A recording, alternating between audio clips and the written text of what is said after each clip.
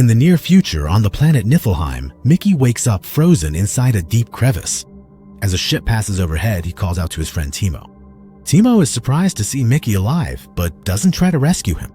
He just takes the flamethrower and says there's no point in saving him since he'll die soon anyway. This Mickey's a clone in the 17th copy. He is the 17th copy. Every time he dies, the company he works for prints a new body. His memory is backed up to a computer every week and transferred to the new body. That's Walken. There are no gaps in his memories. This situation has become completely routine for the science team. Mickey's 17. While he's being printed, a hose falls off the printer and the cloning process is briefly disrupted before a scientist reconnects it. Cloning is illegal on Earth. It is only allowed in space and only on people defined as expendable. Mickey's also an expendable. He is sent on the most dangerous missions, because if he dies, they just make another one. One day, he's sent outside the spaceship for repairs. But he quickly realizes the truth. There's no malfunction in the machine. The real purpose is to expose him to radiation and record what he feels as he slowly dies. At that moment, a tool falls and Mickey's Ellie is severed. The scientists find this interesting. The next Mickey that's printed only has a 15-minute lifespan, and the crew focuses all their attention on collecting samples. Dr. Dorothy classifies these samples specifically. This whole process started on Earth 4 years ago. Mickey and Timo were best friends. Timo convinces Mickey to borrow money from some shady people and open a macaron shop. The business doesn't work out. Soon, the dangerous men start chasing them to get their money back. They try to run away, but the men throw special grenades. They're incapacitated by electricity and both pass out. When they wake up, they find themselves in front of the mafia boss Darius, who enjoys cutting up his victims with a saw.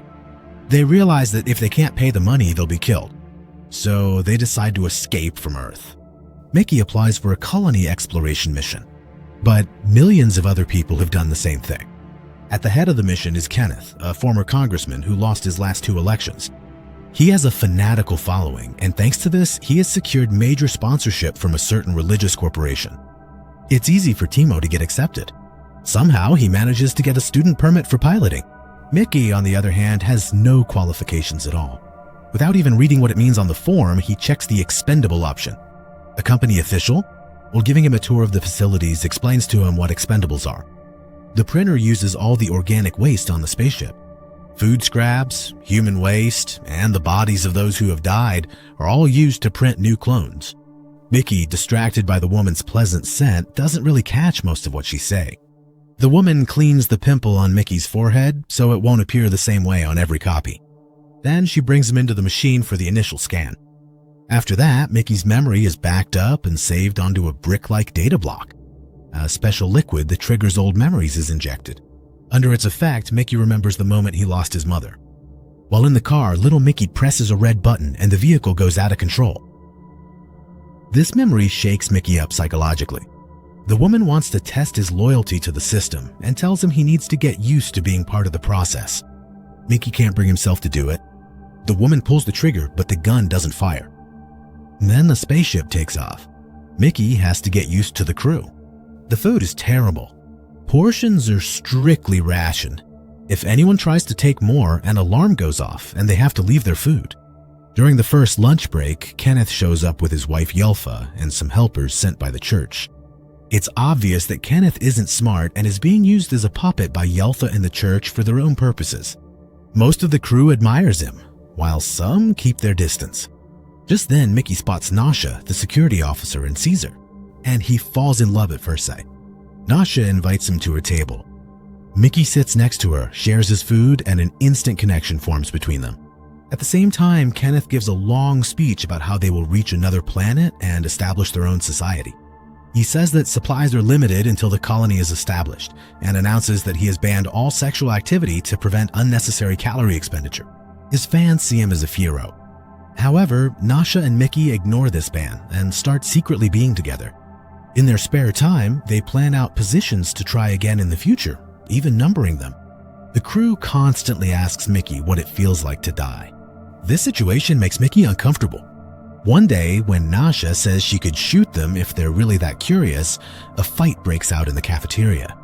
The security team catches everyone and decides they should spend the night in cages. Mickey's food rations are also cut in half. When some women like Kai and Jennifer try to get close to Mickey, Nanisha immediately steps in, and she says that he is in a relationship. Eventually, the ship arrives at the planet Niflheim. The scientists send Mickey outside without a helmet and tell him to collect all the viruses in the area. Mickey gets sick and dies shortly after. This experiment is repeated many times in order to find a vaccine. On one occasion, Mickey is still alive inside the body bag, and the scientists notice this. Nevertheless, they throw him directly into the converter. Thanks to the experiments from Mickey 12 to Mickey 16, a vaccine is found, and people can now go out on the planet without wearing masks. Mickey, with the first exploration team, he is sent outside again, and they enter a frozen cave. Kay notices a hole in the rock wall and some worm-like creatures. He discovers them. One of them tries to jump over the rock. As he tries to escape, a small alien grabs his leg. When one of the team members opens fire, all the creatures run away. As they're trying to get out of the cave, Jennifer freezes when she hears a sound coming from above.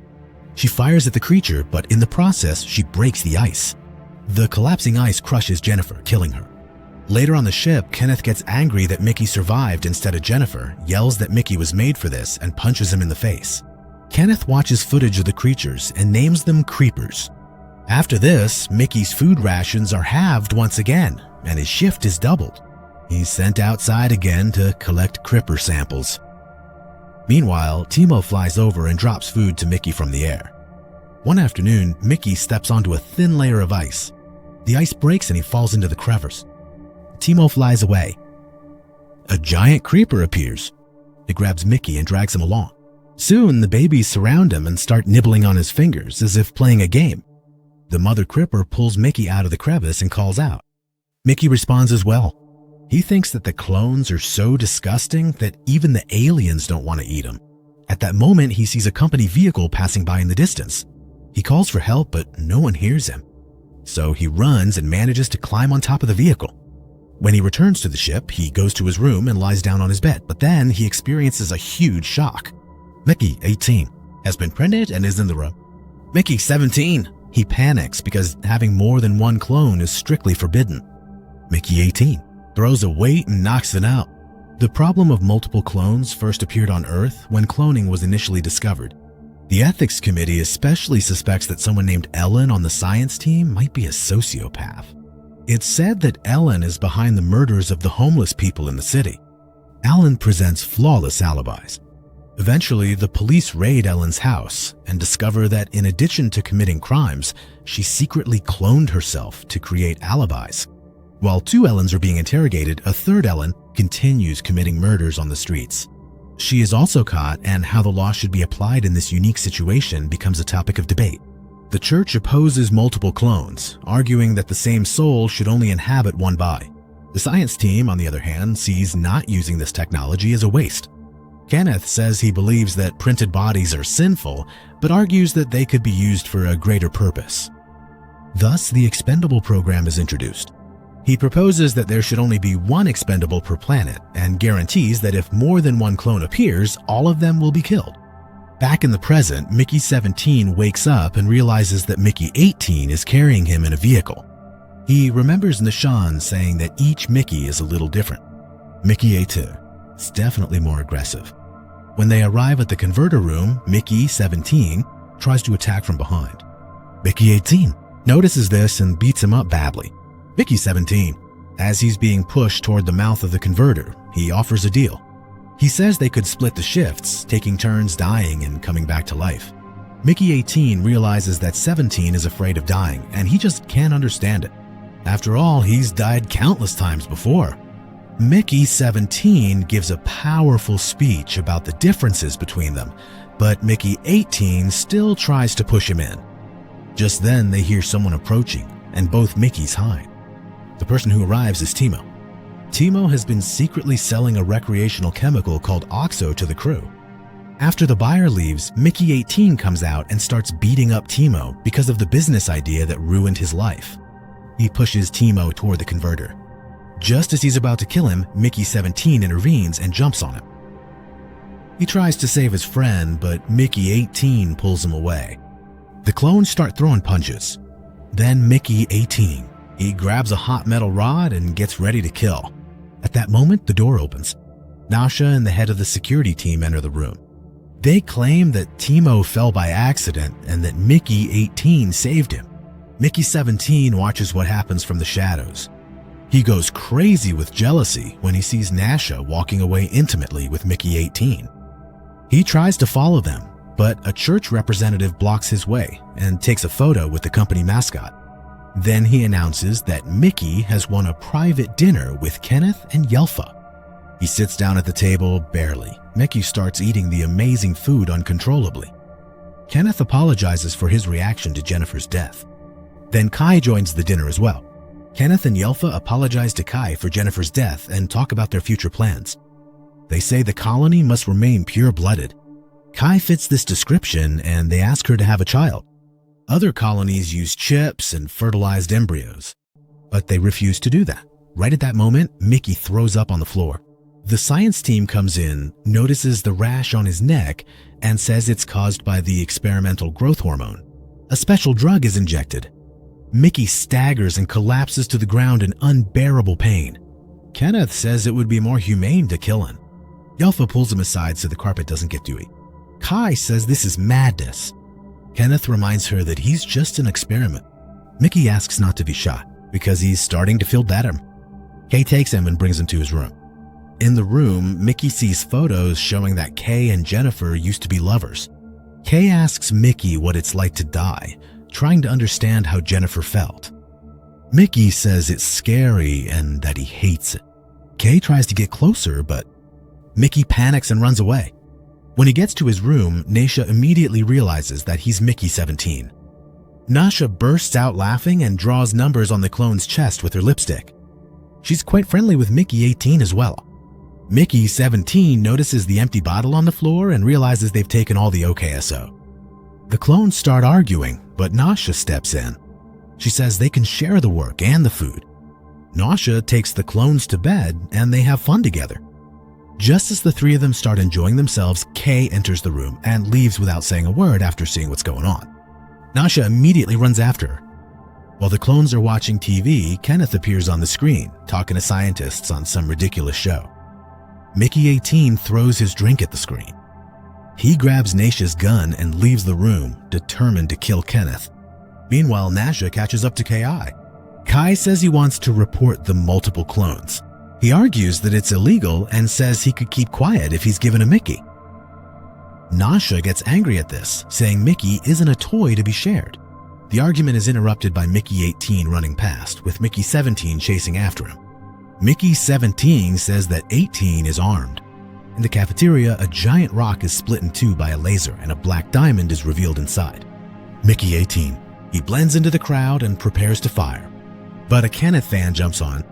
Just then, a creeper emerges from the rock and panic ensues. Everyone runs away. Kenneth climbs onto the table and demands that the creature be sterilized and captured alive. The scientists, wearing protective suits, go after the creeper but fail. Kenneth sees Mickey, 17, entering, and he forces him to join the chase as well. When the creeper stops, Mickey, 17, imitates the sounds he heard in the crevice. Dorothy notices this. Meanwhile, Mickey, 18, he grabs the gun back and fires. Mickey, 17, and Nasha jumps on him and stops him. The bullet grazes Kenneth's cheek and makes a hole in the black diamond. As Kenneth tries to complain about the multiple clones, a second creeper appears and latches onto his face. Kai and the security guards open fire. The creeper is shot until it turns to jelly. The scientists capture the first creature. Meanwhile, the grandmother creeper in the rift hears the cries of the baby. Soon after, Nasha and the clones are locked in cages. A debate breaks out about the creepers. Mickey, 17, explains what happened in the rift and says the creatures are disgusted by him. Nasha corrects him. She says that the creepers actually saved him and sent him off. Suddenly, a bag hits the head of the sleeping guard. The person who arrives is Timo. Since the guard is his client, Timo enters without any trouble. He shows Mickey, 17, a letter he found at the door. The letter reveals that Darius's men have been following them all the way into space. In exchange for erasing the debt, Darius wants a video of Mickey being cut to pieces with a saw. As the guard sets up the camera, Timo starts crying. He says that Mickey is gonna die anyway and asks 17 to save him. When Nation makes a comment about how dramatic things have gotten, Timo suddenly goes quiet and tells the guard to knock out Mickey 17 with a taser. Mickey 18 steps in and asks to be taken instead of 17. He says he can handle pain there. But first, he asks for some OKSO. As the guard approaches, Mickey 18 grabs his wrist and slams his head against the bars. At the same time, Nasha grabs the weapon and takes Timo down with a taser. Nasha takes the keys, leaves the cell, grabs the saw, and gets ready to kill Timo. Just then, Zeft arrives, and everyone gets arrested again. When they reach the front windows, they see that all the creepers have surrounded the ship.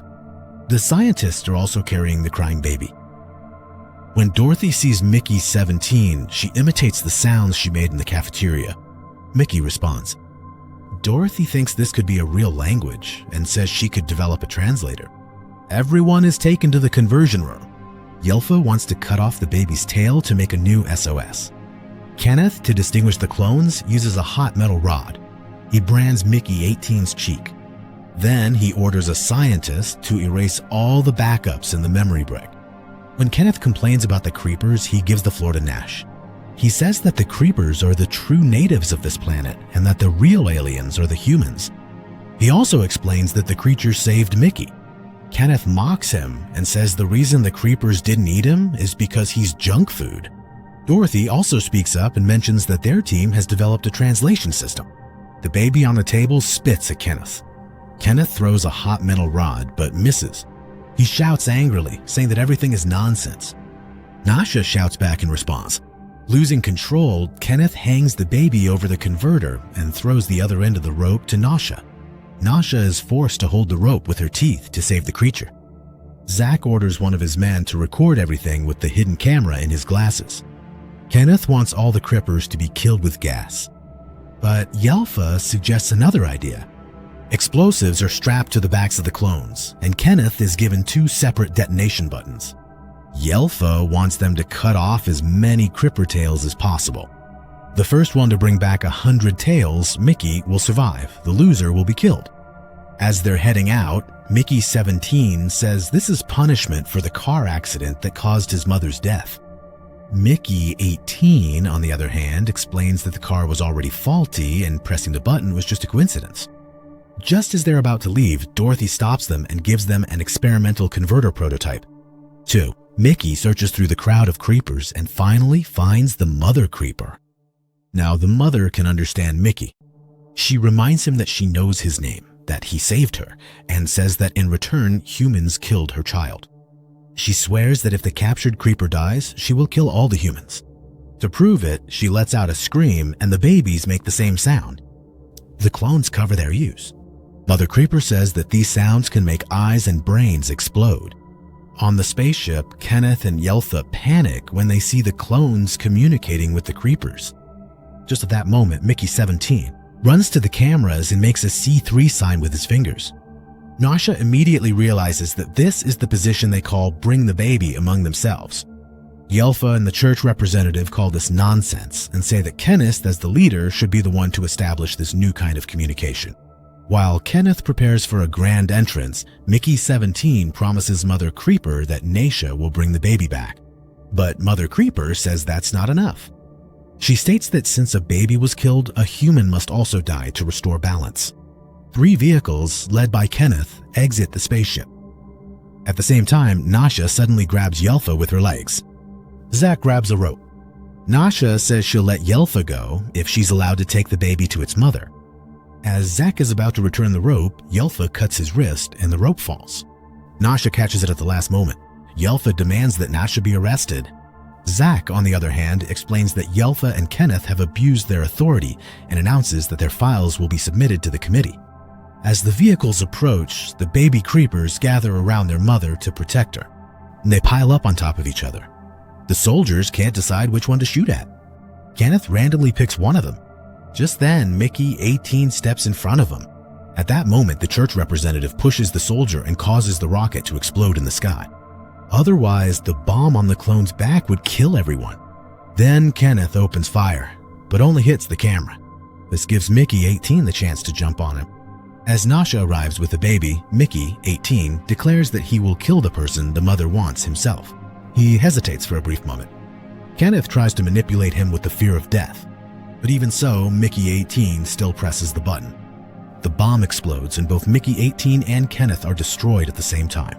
After that, the creepers quietly withdraw and go back inside the creepers, and the incident comes to an end. Then the entire crew is thrown into prison. Yofa completely loses her mind. Timo runs into one of Darius's men. He bites off the man's ear and throws him into the converter. Since it was considered self-defense, he is released on parole. The rest of the crew's trial turns into a legal and political mess. After getting out of prison, Nasha runs for a seat on the committee. Her goal is to change the system from the inside.